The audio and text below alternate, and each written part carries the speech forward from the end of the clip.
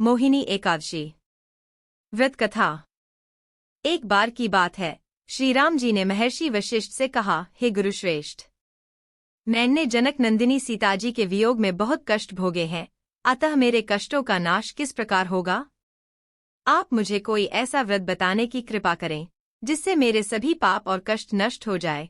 महर्षि वशिष्ठ ने कहा, हे श्रीराम, आपने बहुत उत्तम प्रश्न किया है। आपकी बुद्धि अत्यंत कुशाग्र और पवित्र है।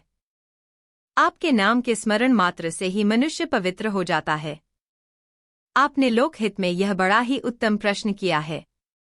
मैं आपको एक एकादशी व्रत का महात्म्य सुनाता हूँ। वैशाख माह के शुक्ल पक्ष की एकादशी का नाम मोहिनी एकादशी है। इस एकादशी का उपवास करने से मनुष्य के सभी पाप तथा क्लेश नष्ट हो जाते हैं। इस उपवास के प्रभाव से मनुष्य मोह के जाल से मुक्त हो जाता है।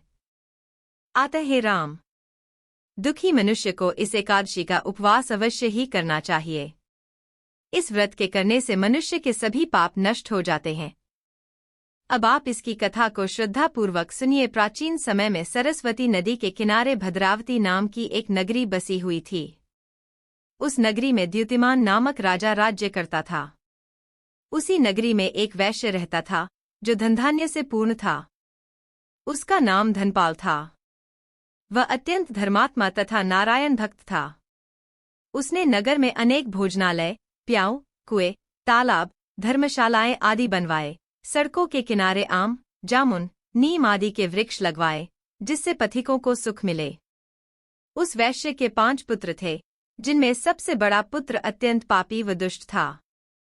वह वेश्याओं और दुष्टों की संगति करता था।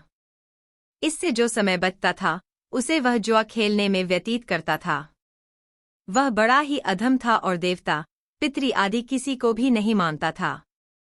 अपने पिता का अधिकांश धन वह बुरे व्यसनों में ही उड़ाया करता था। मद्यपान तथा मांस का भक्षण करना उसका नित्य कर्म था। जब काफी समझाने बुझाने पर भी वह सीधे रास्ते पर नहीं आया तो दुखी होकर उसके पिता, भाइयों तथा कुटुंबियों ने उसे घर से निकाल दिया और उसकी निंदा करने लगे। घर से निकलने के बाद वह अपने आभूषणों तथा वस्त्रों को बेच कर अपना गुजारा करने लगा। धन नष्ट हो जाने पर वेश्याओं तथा उसके दुष्ट साथियों ने भी उसका साथ छोड़ दिया। जब वह भूख प्यास से व्यथित हो गया तो उसने चोरी करने का विचार किया और रात्रि में चोरी करके अपना पेट पालने लगा। लेकिन एक दिन वह पकड़ा गया, किंतु सिपाहियों ने वैश्य का पुत्र जानकर छोड़ दिया। जब वह दूसरी बार पुनः पकड़ा गया, तब सिपाहियों ने भी उसका कोई लिहाज नहीं किया और राजा के सामने प्रस्तुत करके उसे सारी बात बताई। तब राजा ने उसे कारागार में डलवा दिया। कारागार में राजा के आदेश से उसे बहुत कष्ट दिए गए और अंत में उसे नगर छोड़ने के लिए कहा गया। दुखी होकर उसे नगर छोड़ना पड़ा। अब वह जंगल में पशु पक्षियों को मारकर पेट भरने लगा।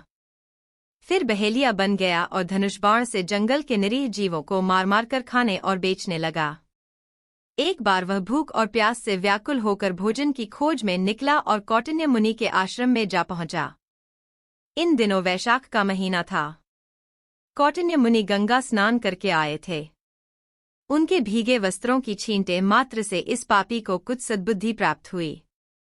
वह अधम ऋषि के पास जाकर हाथ जोड़कर कहने लगा, हे महात्मा, मैंने अपने जीवन में अनेक पाप किए हैं। कृपा कर आप उन पापों से छूटने का कोई साधारण और बिना धन का उपाय बतलाइए।